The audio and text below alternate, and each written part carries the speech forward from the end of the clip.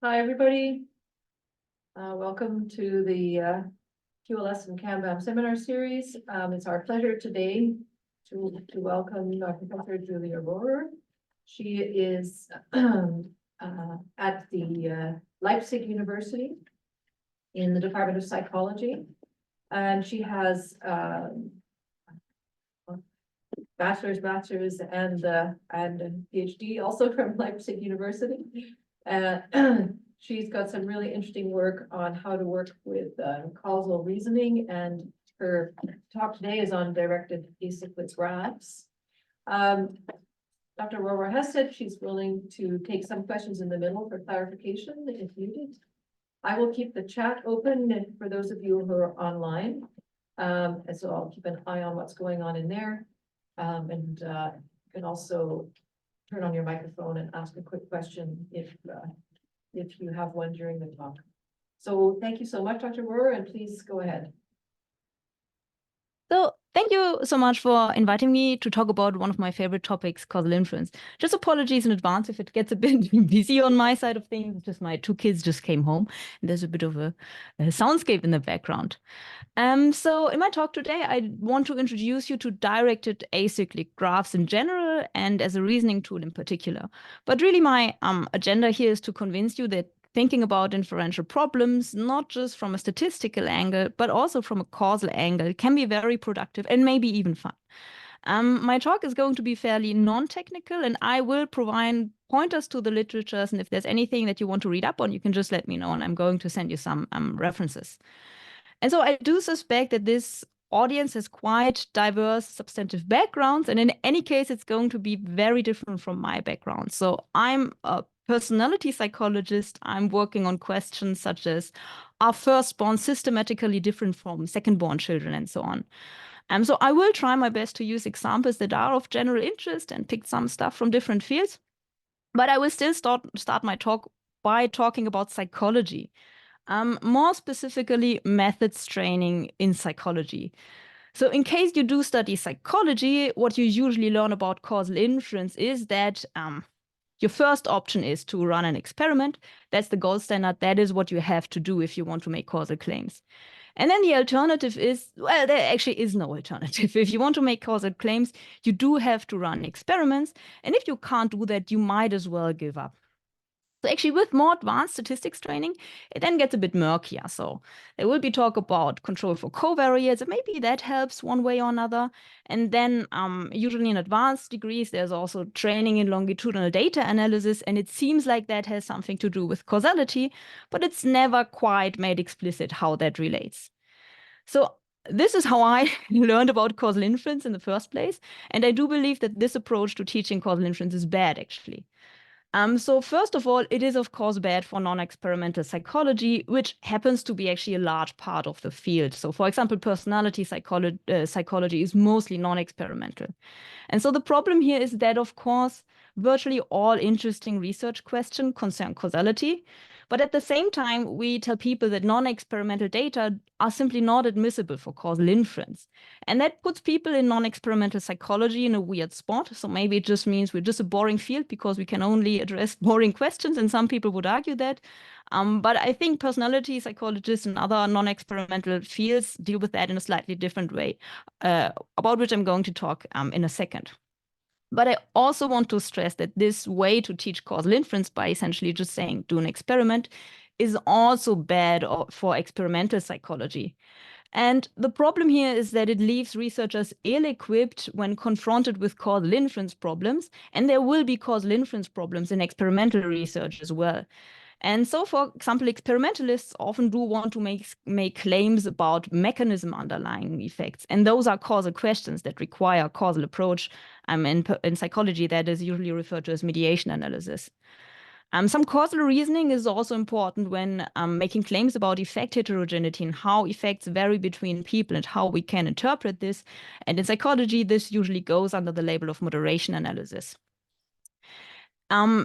You also run into issues if you don't know much about causal inference when you do randomized experiments, but then some participants don't comply, and that often happens in psychological studies. And if you don't deal with that the right way, you run at the risk of introducing post-treatment bias.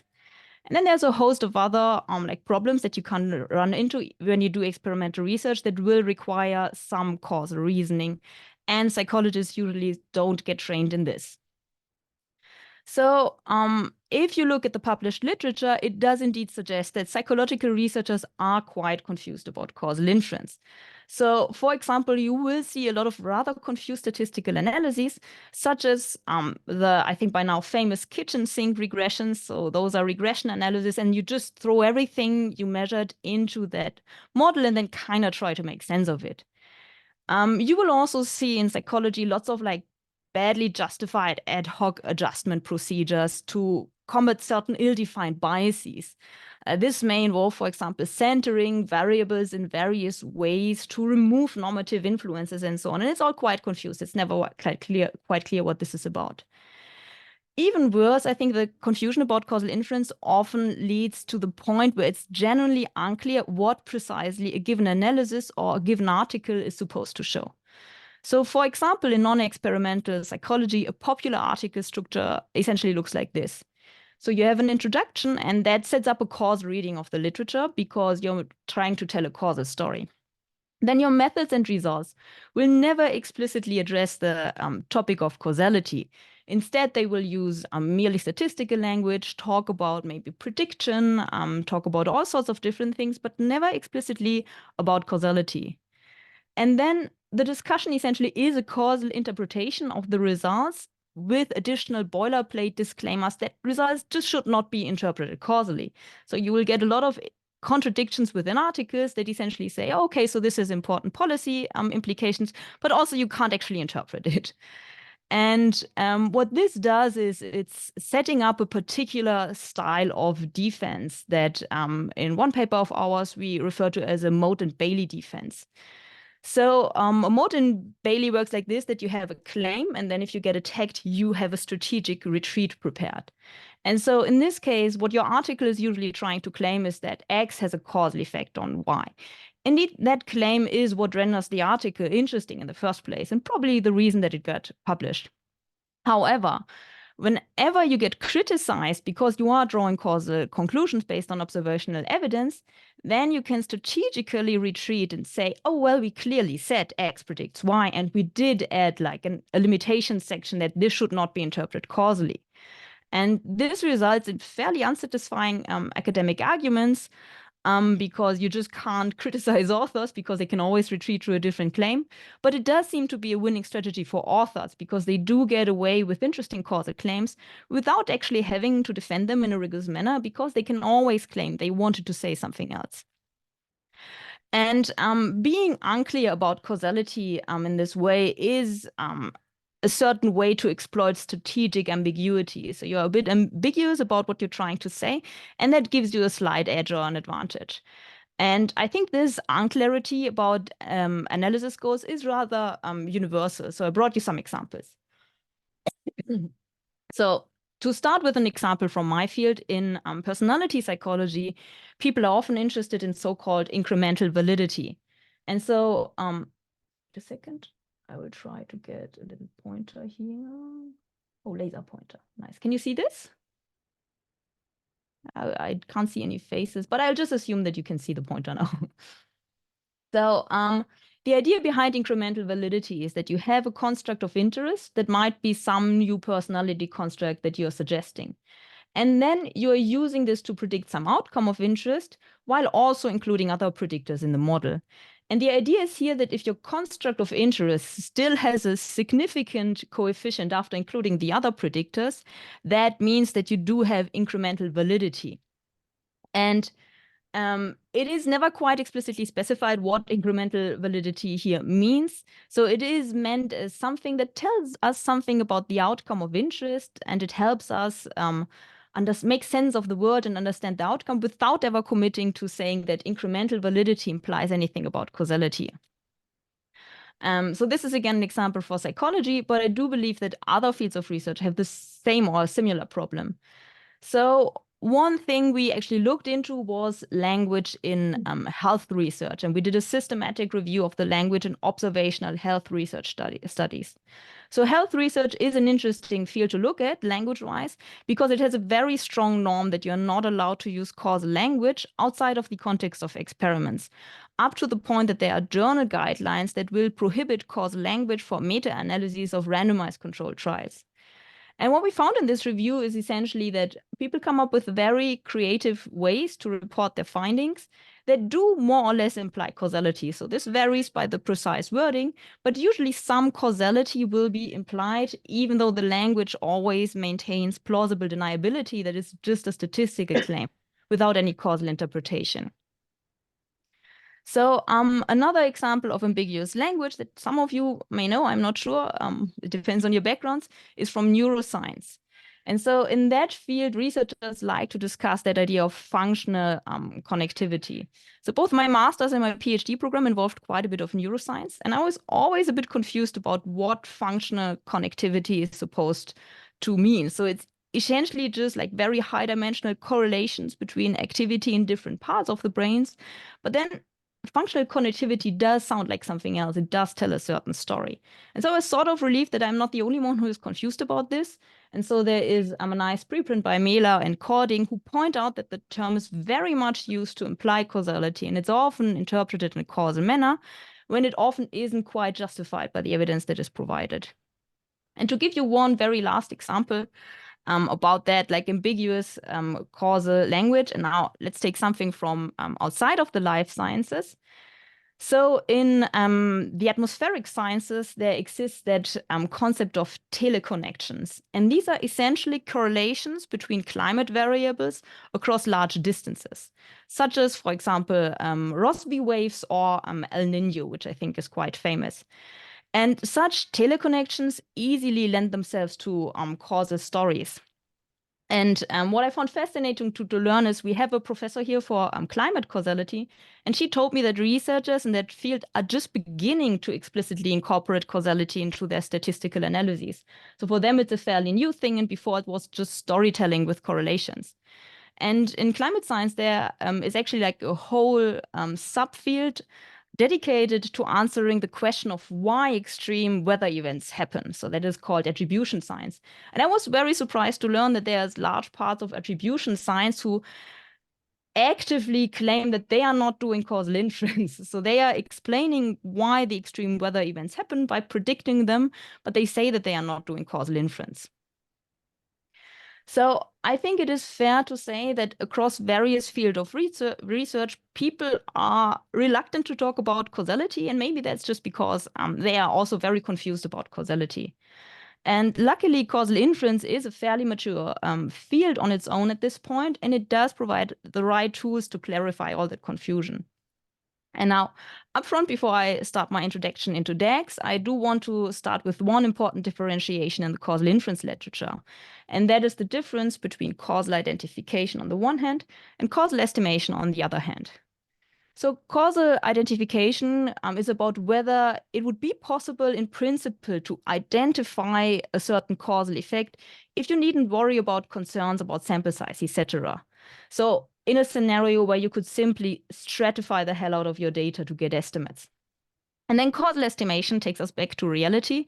So this is about actually estimating the effect of interest given the data you got at hand. And this is probably, at this step, you are going to realize that you cannot simply fix everything through stratification. You will have to add some modeling assumptions, etc. So at that point, it gets a bit more complex. But today, I will mostly talk about causal identification. And that is because I think that is the part that gets neglected in research.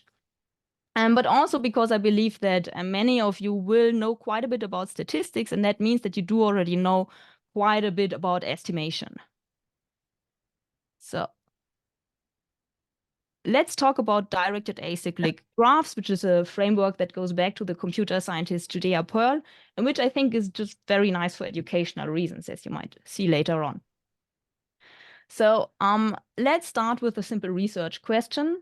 Let's say we were interested in the effect of educational attainment on income, which would be like a traditional research question, maybe in economics, but also maybe in psychology as well. So what we have here is a very simple directed acyclic graph. And what you can see here is, first of all, nodes. So we got two nodes here, educational attainment and income. And these nodes represent variables of any type. So these could be observed, unobserved. They could be one-dimensional or multi-dimensional. In DAGs, these nodes are connected with the help of arrows. And arrows imply causal effects. So this essentially implies that educational attainment may have a causal effect on income. And in a DAG, we don't care about the functional form of this causal effect. So this might be any non-parametric function. And later we can still add constraints during estimation, but a priori DAGs are non-parametric. So we can now use this very simple notation to encode certain assumptions about the causal net of interest. So for example, for educational attainment and income, we might immediately notice that there might be variables that affect both of these variables. So for example, we could plausibly imagine that childhood intelligence will affect the degree of the degree of education a person will get, and childhood intelligence might also directly affect people's income later in life. Additionally, we might wonder, well, what about adult intelligence, right? So this is a function of childhood intelligence. There's some stability intelligence that I do know because I'm a personality researcher. But also we have pretty good evidence that education actually does have an effect on intelligence. So we can also encode this here with an additional arrow.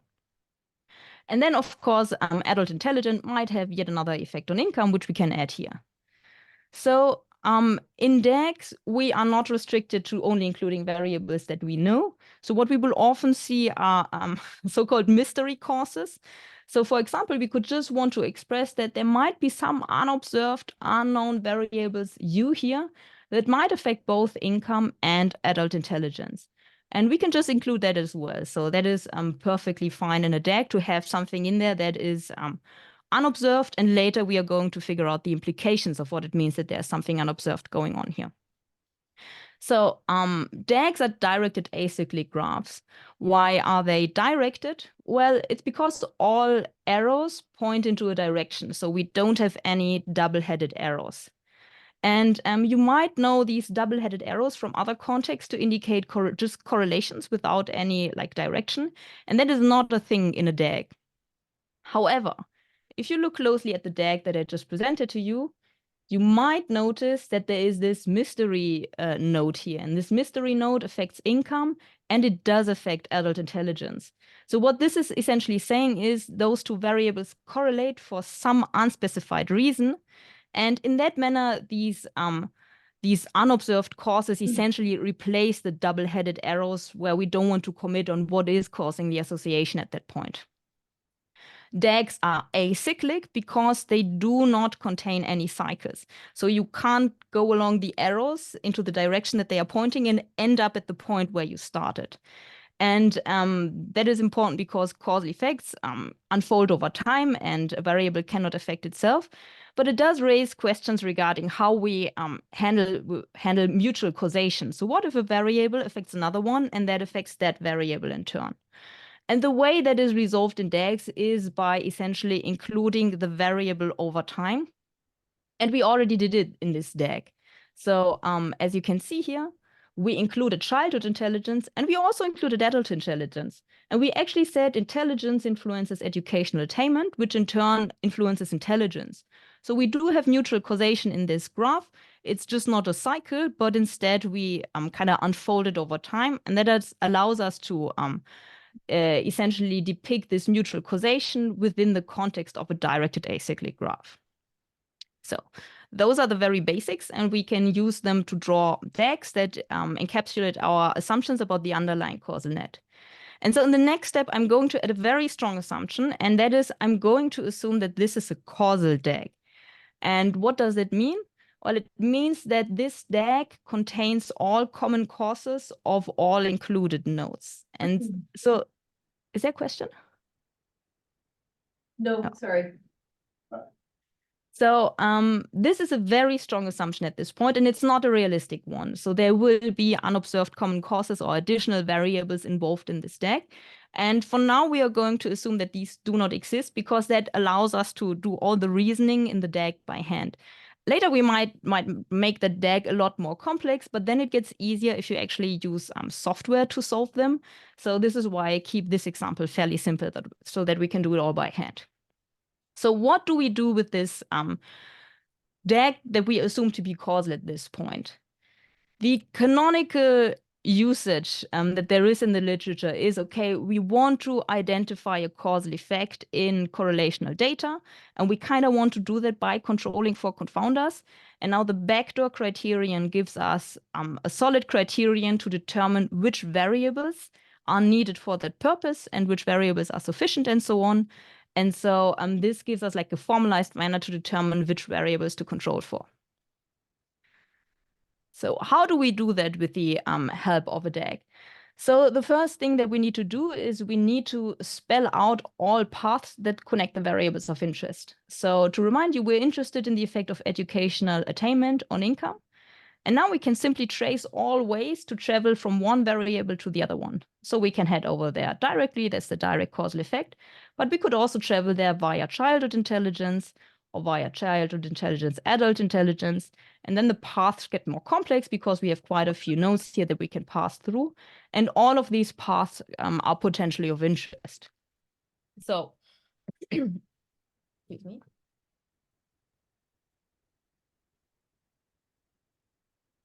What we now want to do is we want to figure out which of these paths is potentially problematic. And what does that mean? Well, any of these paths could, in principle, lead to an association between educational attainment and income. And some of these associations might be non-causal. So these will bias the correlation away from the actual causal effect. And so what we want to figure out is which path induces a non-causal association and then do something to block that association from being passed on. And to figure out which of these paths is suspicious, we can break them down into smaller structures. And these are the so-called 3 fundamental structures of causal inference. So these are essentially like the smallest building blocks of interest. They always involve 3 variables. And I think at least 2 of them you might already know from other contexts. So the first one is a chain in which a variable affects another variable, and that variable in turn affects another variable. And these chains transmit causal associations between X and Y. So here, X will have an effect on M, and M will have an effect on Y, which essentially means that X has an effect on Y that is mediated via M. So in psychology, this is known as mediation. I don't think every field calls that mediation. So this is field specific, but in the causal inference literature, this is also usually referred to as mediation or as a causal chain. And we have a variable in the middle that is usually referred to as a mediator. And now what we can do in such a chain is we can condition on the mediator. So for example, by statistically adjusting for it, by stratifying the analysis by M. I'm going to talk a bit more about that notion of conditioning later on. But in any case, what happens if we condition on M is that we block the transmission of that causal association. So remove that causal effect of X on Y that is transmitted via M if we condition on the variable in the middle. So that's the first one, the chain. The second one is the so-called fork. So this is a situation where one variable, C, affects 2 other variables. And I think this is something that is fairly well known. So this is essentially confounding or common cause confounding, if you want to be more specific. So you have a common cause of 2 variables, and that transmits, or rather induces, a non-causal association between X and Y. And here again, just like in the chain, we can block the transmission of that non-causal association in this case by conditioning on C. And so that's the standard rationale for third variable control is, oh, this could be a confounder, so we control for it to remove that non-causal association. So I think those 2 are like the fairly intuitive ones. And the third one is a bit, let's say, extra. It's the so-called inverted fork, in which 2 variables jointly affect a third variable. And so let's zoom in on that one. So first of all, An inverted fork does not transmit any association on its own. So just because two factors affect a third variable does not mean that they will be correlated or associated in any way. So you can have completely independent causes of one thing. However, the interesting thing with the inverted fork happens if you condition on the variable in the middle. Because what happens in an inverted fork is that you actually open up the transmission of a non-causal association. So this is actually a situation in which third variable control could hurt by introducing a spurious association. And this spurious association is also known under the name of collider bias. So collider bias is fairly unintuitive. So I brought one example for that that I also used in a blog post. So one question that has been debated, and this is again from personality psychology, but is the question whether intelligence measured with some sort of IQ test is correlated with conscientiousness. And now there are studies in college samples, because psychologists kind of like to sample undergraduate students because they are readily available for psychological studies. And they do report very slight negative correlations between conscientiousness and IQ. Now, the question is to which extent we can interpret this correlation. And the problem here is that our college sample is essentially conditioning on college, because we fix that variable at the value 1. Only college students end up in our undergraduate sample. And what that means is that we are conditioning on a potential collider variable. In this particular case, it is plausible that students' conscientiousness does affect their chances of studying at a college, and likewise, intelligence might hopefully affect chances to end up at college. And so what this means is that the association that we find conditional on people attending college could be actually a spurious association induced via collider bias. And that is the case, at least in this simulated example here. So if I show you the full sample, the full population that I simulated here, there's actually no correlation between IQ and conscientiousness whatsoever. And now what the collider bias does, and I don't know how well you can see that on the plot here, but you have those pink points, and those are the people that end up in college. And those are essentially, of course, the people who are very smart and very conscientious. So they are up here in the corner, but there aren't many of them because those variables are unrelated. There will also be some people who make it into college despite having somewhat lower IQs, thanks to very high levels of conscientiousness. So those are the super hardworking ones. And on the other hand, you might have people who score lower on conscientiousness, but who do have very high IQs, and they also end up in the college sample. However, the people who tend to score low on both variables, they are missing in your college samples. That is kind of like the mechanistic explanation of how you end up with collider bias here, which is a fairly general phenomenon that always can occur when you correlate on a joint outcome of multiple causes. So returning to our original DAG and the different paths that we spelled out, we can now use the 3 fundamental structures to reason about each of these paths. So first of all, there are paths that transmit non-causal associations and that need to be blocked. This is the block, the path that contains childhood intelligence, which was just a direct common cause. So this induces confounding here. And then we have a slightly more complex path. So here, childhood intelligence induces a spurious association between educational attainment and adult intelligence. And then that is further transmitted to income. So this also induces a non-causal association here that additionally goes through a mediator. There are also paths that transmit causal associations that should not be blocked. And this is in particular the path from educational attainment to adult intelligence to income.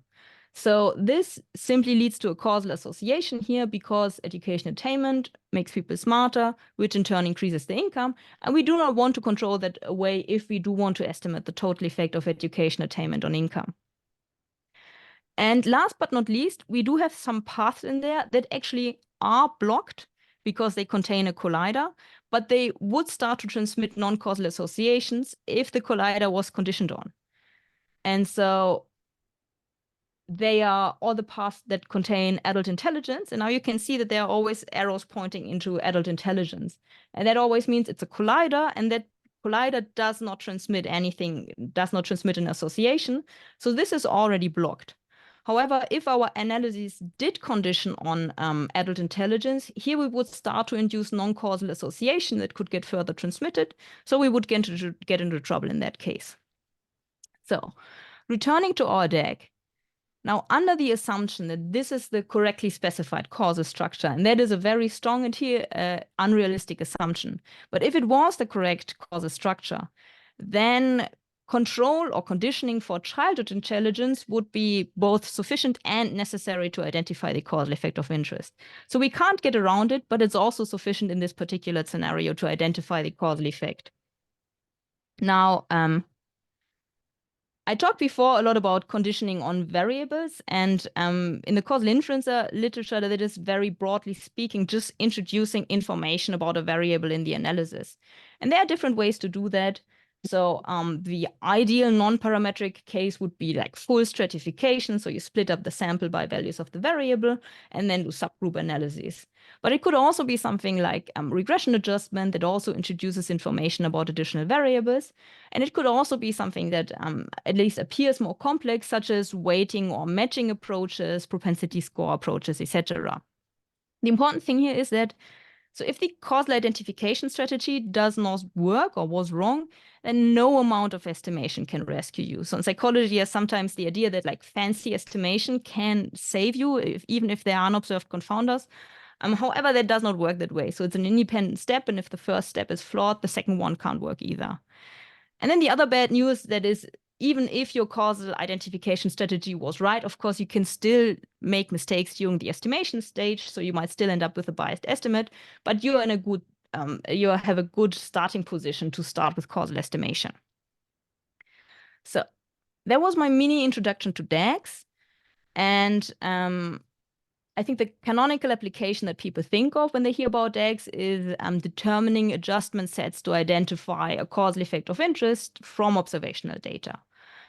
And that is quite handy to have available, but of course, not all people are doing causal inference based on observational data. And so I do think that DAGs can be used more generally as reasoning tools.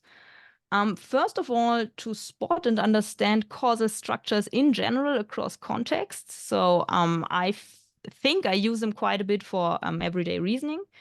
But then they can also be used for more complex problems. So you can use them as scaffolding and then extend them to reason about additional problems as well. So let's get into that, and let's start with maybe the easier part, and that is using DAGs to spot and understand causal structures. And I'm going to provide you some examples from completely different fields, and then we are going to talk through the underlying causal structures here. So let's start very broad, space, the final frontier. So in the early 20th century in astronomy, there was the observation that apparently stars that are farther away from Earth seem to be intrinsically brighter on average. And of course, that does not make any sense astronomically. So we would not expect that space is arranged in such a geocentric manner with things carefully laid out so that the really bright stars are quite far away. So this is a bit of a weird phenomenon, which was extensively described by a Swedish astronomer in 1922, and it's now referred to as Malmquist bias after said astronomer. And so let's just keep that Malmquist bias in mind and move on to a completely different topic, and that is blue-footed boobies. And it's an example that a biologist sent me. So in blue-footed boobies, females lay usually between 1 to 3 eggs, and they hatch at slightly different points in time, resulting in a certain sibling order. So that's actually why the researcher sent me the paper, because I'm working on birth order effects. Now, the first hatched sibling will usually try to steal all the food. And thus the firstborn, or the first hatched, turns out to be a lot bigger and stronger and healthier than its siblings, who often actually don't survive because the first hatched just steals away all the food. And now in biology, one wonders whether this bullying through older siblings has long-term effects on the fitness of the younger siblings, in particular on their reproductive fitness. So will they have as many offspring as first hatched birds? But if you look at the empirical data, and so there are studies that follow up on the birds that hatched at different points in time, it turns out that on average, younger siblings have just as many offspring as the older siblings.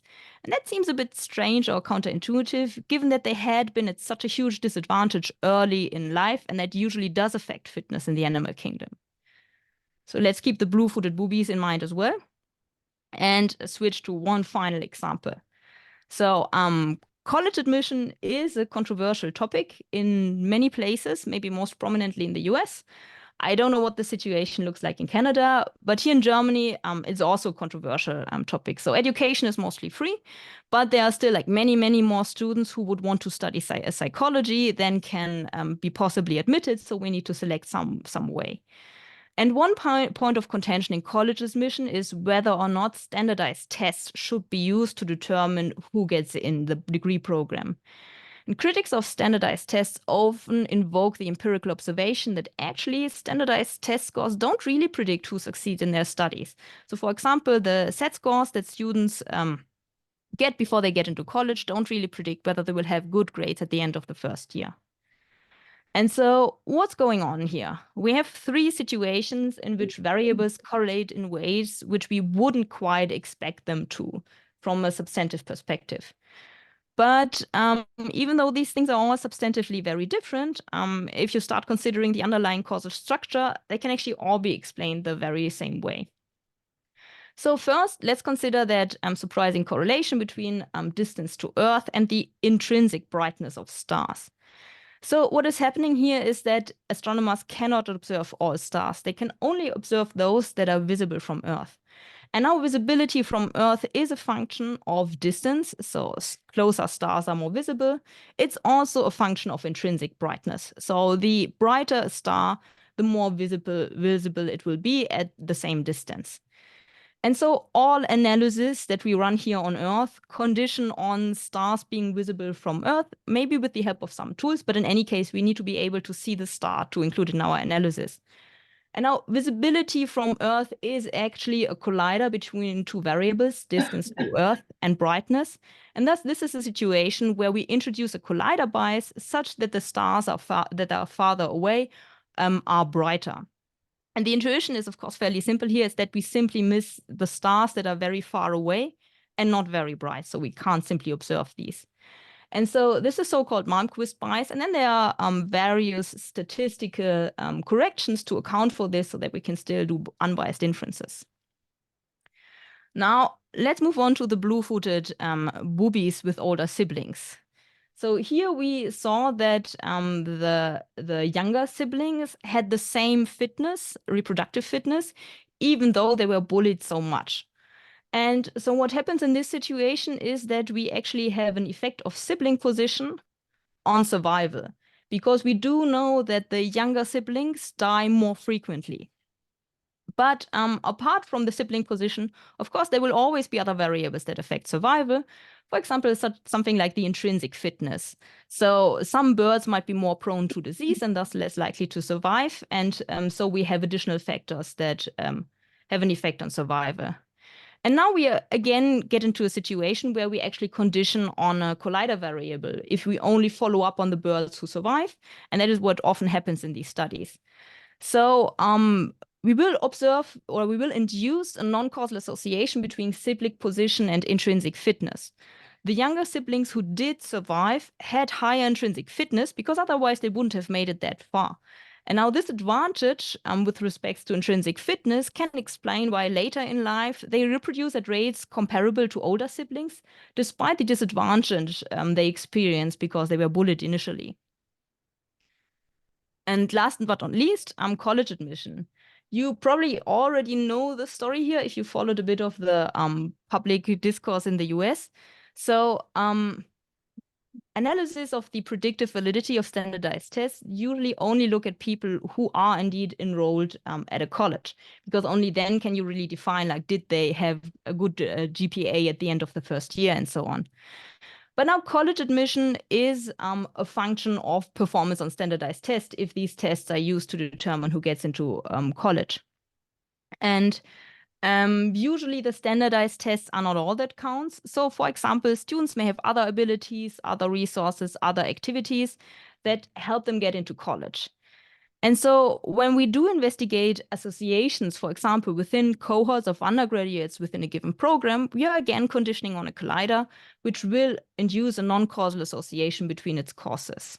And so here we may find a negative association between performance in standardized tests and other abilities and resources. So the students who did not score well on standardized tests, but still go on to college, might have something else that makes them stand out, or maybe they have a family background that helps them and so on, which still allows them to perform well in college. And so this leads to differences in third variables, which can explain why they have comparable grades to those who performed well on the standardized test. Yeah, so these are 3 examples of collider bias, and you may know this type of bias under different names. So you can also find it as survival bias, censoring, or range restriction. And I think it's one of those things that once you have been alerted to it, you keep spotting it, in particular if you have like the general broad causal language angle. And now I think I was actually only supposed to talk 40 minutes, right? No, well, we have until 1 o'clock with questions. Okay. So we have another 15 minutes, but including questions. Okay, but then maybe I'm going to cut this short. And let me quickly think about maybe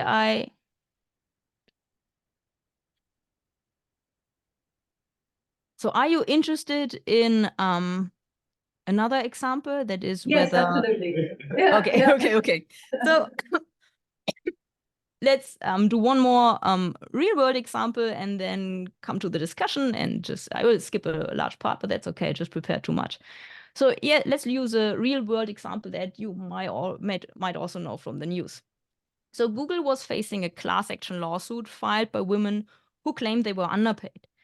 But then Google revealed its pay equity analysis for 2018 and concluded that actually some men in their company were underpaid.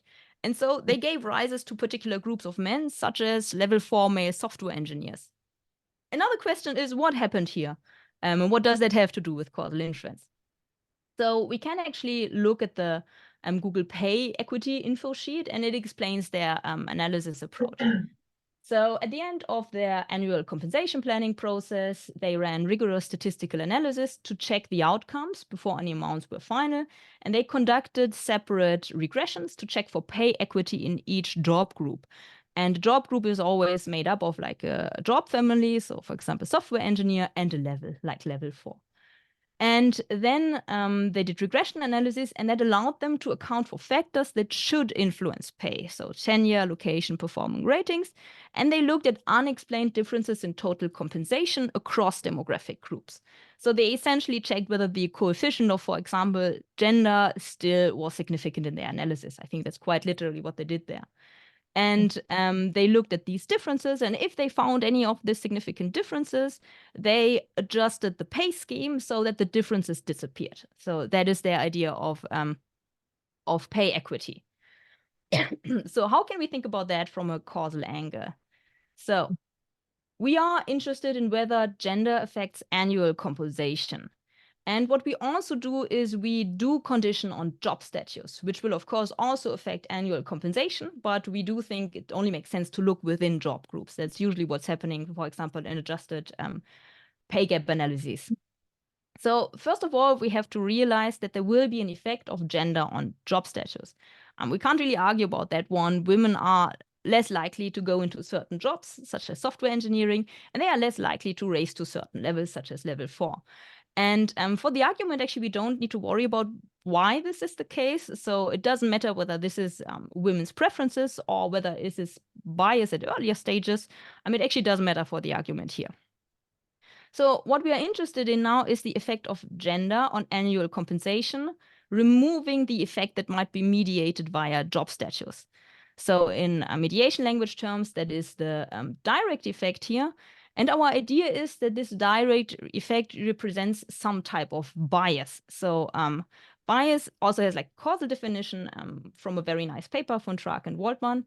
So a bias is essentially a direct causal effect that is unjustified. So for example, if gender had a direct effect on annual compensation and we don't think that this is justified because we don't think women are worth more or less, then this would be a bias. So it's a bit of a normative context, normative definition. So the thing that we do need to worry about in this graph are variables that confound the association between job status and annual compensation. For example, skills could affect both job status and annual compensation. I think that's a very plausible confounder. And why do we need to worry about these variables? So let's think about how we analyze the data. Well, we analyze the data in a manner that conditions on job status, because we run separate analysis for each job status. And now what we can see here is that there are again two arrows pointing into one variable. So job status is a function of both gender and skills. So job status becomes a collider. And now because our analyses condition on job status, that can introduce non-causal associations between its causes. So here this can induce non-causal associations between gender and skills. So one intuitive way to think about this, so imagine that people who hire software engineers discriminate heavily against women. So they just really don't like women. And so they will only hire women who are really exceptional with respect to their skills.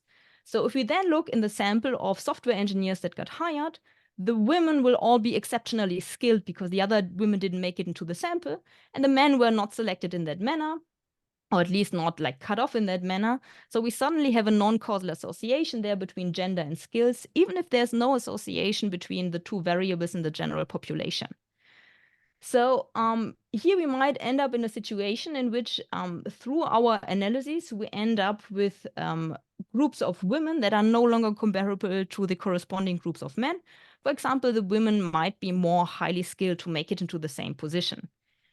And in such a situation, we might actually find that the women are paid more than the men, but it's not reflecting a gender bias in any manner. It may reflect actual differences in their productivity and in their skills, and these would not be deemed unjustified, and thus they wouldn't constitute a bias. Now the question is whether that is what happens in the Google data, and I think we just can't know. So as I showed you, Google does adjust for additional factors that should influence pay. So for example, tenure, location, performance, and ratings. And that could partly capture these potential confounders between job status and annual compensation. And if it does so well, we don't need to worry about that collider bias because we are controlling for it at the same time. But it is very hard to figure out whether this is actually happening here or not. And so it does turn out that questions about discrimination are among the hardest causal inference question. And I think it's fair to say that oh yeah, and so Google's approach, so the analysis that they run, can correctly quantify bias if their model includes all relevant confounders. So I didn't say that before, but this is important. So this approach can work, but it rests on causal assumptions that we're actually including the right variables. So like I said, questions about discrimination are among the hardest causal questions I think that you can ask. And I think it's fair to say that published empirical studies on such biases don't accurately reflect that. So people will adjust for some things and then maybe for others, and then will make arguments about the presence or absence of bias. But what you rarely see is that people like specify the causal assumptions that go into all of this. So now I'm going to skip over the whole extensions part. I'm just going to say you can use DAGs to reason about missing data, and it's pretty cool. I can send you the paper if you're interested in that.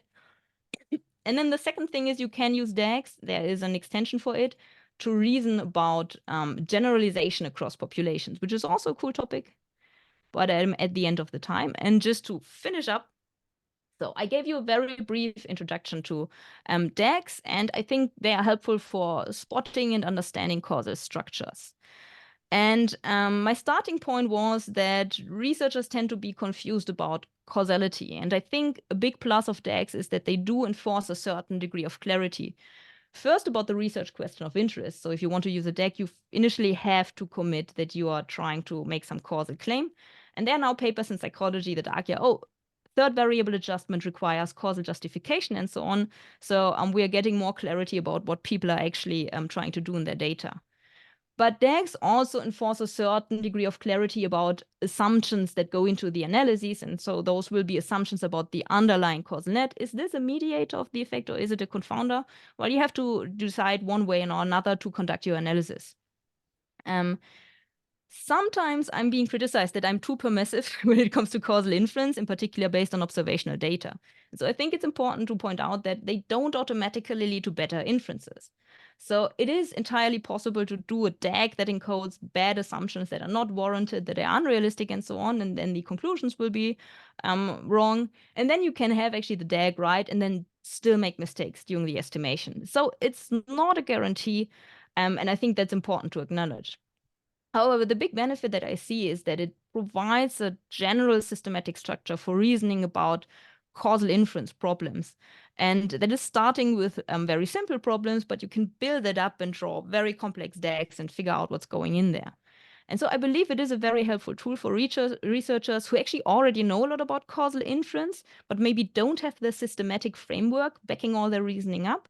But in my experience, it's also super helpful for students who are just starting to learn about all these things because it is quite intuitive working with the graphs, and there are online tools where you can like look at it in very nice manners with animations and so on.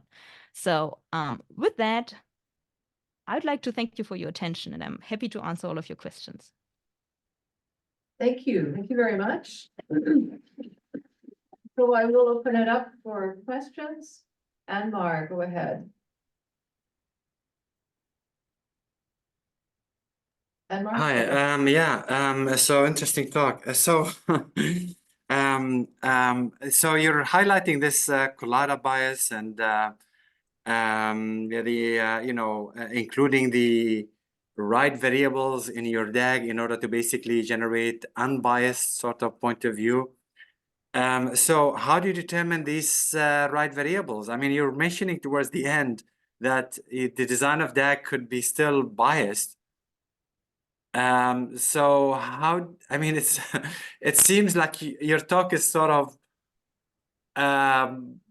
falling within the same framework of the same issues that you're raising, because you're basically talking about that causality, but then you're adding this disclaimer towards the end that DAG don't really, there could be bias as well. So how do you reconcile all of these things simultaneously? Yes, that is an excellent question. So what I think is, usually we cannot know whether we got the DAG right or not, right? So that's a big problem because our inferences are conditional on the DAG being right. Now, what we can do is, of course, we can play through different scenarios, right? And consider, for example, what if I like change this part of the DAG? What if I make different assumptions here or there? So you can play around with that and see what the implications are for your effect estimate. So you can do certain types of robustness checks. And then what you can also do is you can conduct sensitivity analyses. So here, essentially, the idea is you add an unobserved node. So you say there's a U here, and that could point into these two variables. And now you can start to ask questions such as, how big would that unobserved influence need to be to explain away the finding that you have here? And that is, of course, no guarantee, but it's like a formalized way to check whether findings are sensitive to unobserved confounding. But I think your more general question was, right, like, how do we know that the DAG is right? And if the DAG isn't right, what do we do then? And so I think the pragmatic stance here is that the DAG will never be actually right. And so one way that people deal with this is that they say, okay, let's not do that and let's just do experiments instead. However, in the experiment, you will often also need a DAG to, for example, make claims about mediated effect and so on. So you can't really just get around like trying to specify a causal structure. And I do think the point of the DAG at that point is actually to just explicate what you're putting into the analysis. So it's just like, what am I assuming here to actually arrive at inferences? And you don't get around the assumptions, I'm afraid. So I don't think you can make the inference without the assumptions, at least not interesting inferences. And these assumptions are always points that can be criticized. And my mission right now is just to make these explicit. For example, as a reviewer, I will often just tell authors to justify why they did something and what assumption is going in there without judging that assumption. But of course, we do want at some point to judge those assumptions. And I think at that point, it does go down, get to the point where it's like, okay, so how plausible is this substantively? What do we know about this association? Can we maybe identify parts of the DAGs through experimentation and so on? I'm not sure whether that was a satisfying answer. You should tell me. It's all right. I got the message. Thank you. Thank you very much. What about instrumental variables? What do you think their role is? Oh yeah, instrumental. I have a talk on that as well, but I didn't bring the slides. So essentially, instrumental variables, and I don't know whether the audience is it well known. Yeah. So, For some, but not perhaps for everyone. So the idea is that you have a cause of interest and an outcome of interest, and these might actually be confounded, or there might even be reverse causality. And now what you're doing when you do instrumental variable estimation is you search for an instrument, and that is a variable that causes exogenous variation in your cause of interest. So this is like some external shock to a variable of interest, and that variable of interest then has effect on something else. And now what instrumental variable estimation essentially does it does like trade out assumptions. So you no longer have to assume that you have all confounders between X and Y. So you get rid of that assumption. But what you do have to assume is essentially the exclusion restriction, so that all effects of the instrument on the outcome go through X.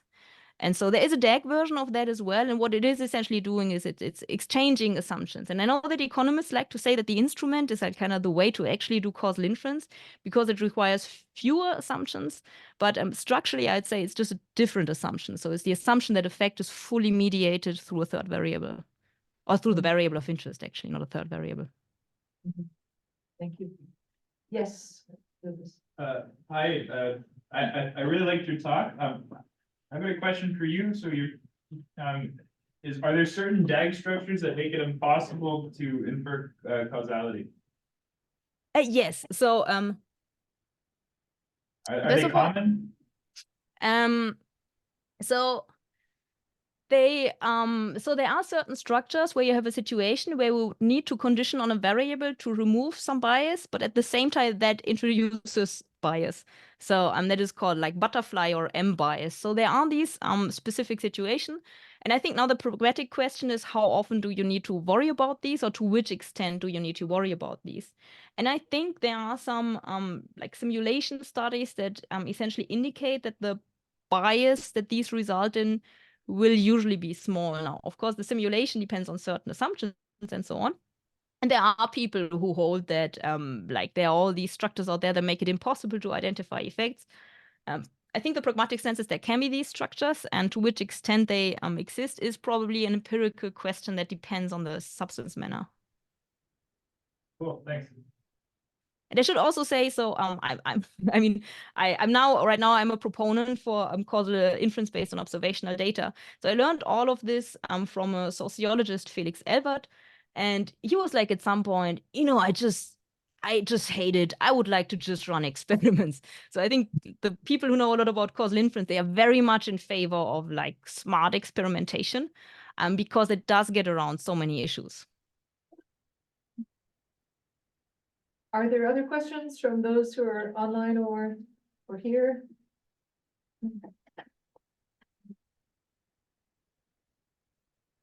This was a really wonderful presentation. I'm actually going to forward it on to some of my students who are not in the quantitative life sciences program, and I think should listen to this recording after the fact. I think it's a really great explanation of causal inference and its opportunities and challenges. So thank you so much, and we'll appreciate it. Thank you so much. Bye.